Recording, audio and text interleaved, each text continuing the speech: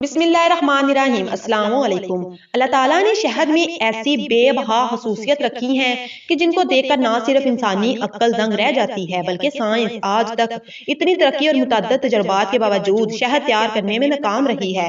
اگر شہد کی مکھی پورے قدرتی عمل سے شہد تیار کر لے تو پھر وہ 1000 سال بھی بڑا رہے تو نہ تو وہ خراب ہوتا ہے اور نہ ہی اس کے ذائقے میں ذرا برابر بھی فرق آتا ہے۔ شہد کی مکھیوں کی خاصیت یہ ہے کہ دوسرے کیڑے مکوڑوں اور جانوروں کی طرح کبھی بھی آپس میں لڑتی نہیں ہیں بلکہ آپس میں محبت اور منظم طریقے سے رہتی ہیں۔ شہد کی مکھیاں جو چھتیں بناتی ہیں ان میں 8 قسم کے خانے ہوتے ہیں جو مثلث سے لے کر 10 خانوں تک ہوتے ہیں۔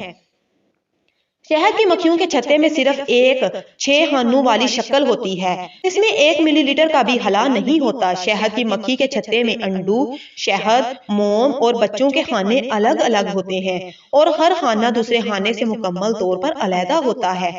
ایک تحقیق کے مطابق شہد کی مکھیاں اڑنے والے کیڑے ہیں۔ پاکستان میں 4 ڈومنا پہاڑی، چھوٹی اور یورپی مکھیاں پائی جاتی ہیں۔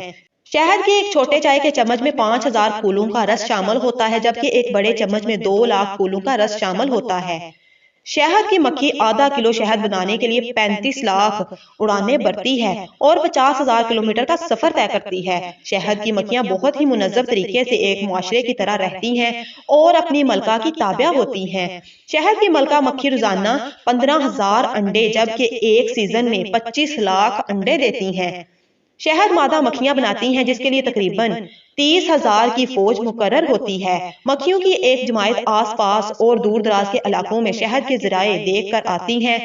شہد کے ذرائع دیکھ کر آنے والی مکھیاں محسوس حرکات کے ذریعے سے ساتھی مکھیوں کو راستہ بتاتی ہیں کہ کس سمت میں کتنا سفر کرنا ہے۔ جب مکھیاں چھتے کے پاس پہنچتی ہیں تو وہاں پر شہد کی کوالٹی چیک کرنے والی ٹیم کے اراکین موجود ہوتے ہیں اور جو مکھی کوئی مضر صحت چیز اپنے ساتھ چھتے میں لے کر جانے کی کوشش کرتی ہے تو یہ ٹیم اس کے پر توڑ کر اسے نیچے پھینک دیتی ہے۔ اس طرح سے صرف خالص شہد ہی چھتے میں جمع ہوتا ہے جسے ہم بآسانی حاصل کر کے اپنی ضرورت کے مطابق استعمال میں لا سکتے ہیں۔ ایک دن آقائے دو جہاں صلی اللہ علیہ وآلہ وسلم اسلامی لشکر کے ساتھ جہاد کے لیے تشریف لے جا رہے، راستے میں ایک جگہ پڑاؤ کیا اور حکم دیا کہ یہیں پر جو کچھ کھانا ہے کھا لو۔ جب کھانا کھانے لگے تو صحابہ کرام رضی اللہ تعالیٰ عنہ نے عرض کیا کہ یا رسول اللہ صلی اللہ علیہ وآلہ وسلم روٹی کے ساتھ سالن نہیں ہے۔ پھر صحابہ نے دیکھا کہ ایک شہد کی مکھی اور بڑے زور زور سے بنبناتی ہے۔ عرض کیا یا رسول اللہ صلی اللہ علیہ وآلہ وسلم یہ مکھی کیوں شور مچاتی ہے؟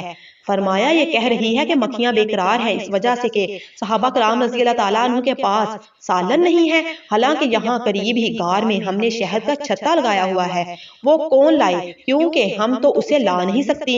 پھر فرمایا پیارے رضی اللہ تعالیٰ عنہ اس مکھی کے پیچھے پیچھے جاؤ اور شہد لے آؤ۔ چنانچہ حضرت حیدر رضی اللہ تعالیٰ عنہ ایک چوبی پیالہ پکڑ کر اس کے پیچھے ہو لی اور وہ مکھی آگے آگے اس غار میں پہنچ گئی اور آپ نے وہاں جا کر شہد صاف مصفحہ نچوڑ دیا اور دربار رسالت صلی اللہ علیہ وآلہ وسلم میں حاضر ہو گئی۔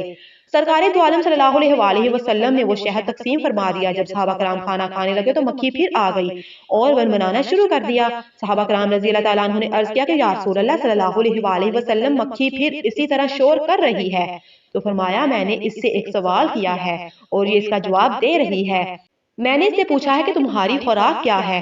مکھی کہتی ہے کہ پہاڑوں اور بیانوں میں جو پھول ہوتے ہیں وہ ہماری خوراک ہے۔ میں نے پوچھا پھول تو کڑوے بھی ہوتے ہیں، پھیکے بھی، بد مزہ بھی ہوتے ہیں، تو تیرے منہ میں جا کر نہایت شیریں اور صاف شہد کیسے بن جاتے ہیں؟ تو مکھی نے جواب دیا کہ یا رسول اللہ صلی اللہ علیہ وآلہ وسلم ہمارا ایک امیر اور سردار ہے، جب ہم پھولوں کا رس چوستی ہیں تو ہمارا امیر حضرت صلی اللہ علیہ وآلہ وسلم کی ذات مقدسہ پر درود پاک پڑھنا شروع کرتا ہے اور ہم بھی اس کے ساتھ مل کر درود پاک پڑھتی ہیں تو وہ بد مزہ اور کڑوے پھولوں کا رس درود پاک کی برکت سے میٹھا ہو جاتا ہے، سبحان اللہ، اور اسی کی برکت اور رحمت کی وجہ سے وہ شہد بن جاتا ہے، سبحان اللہ۔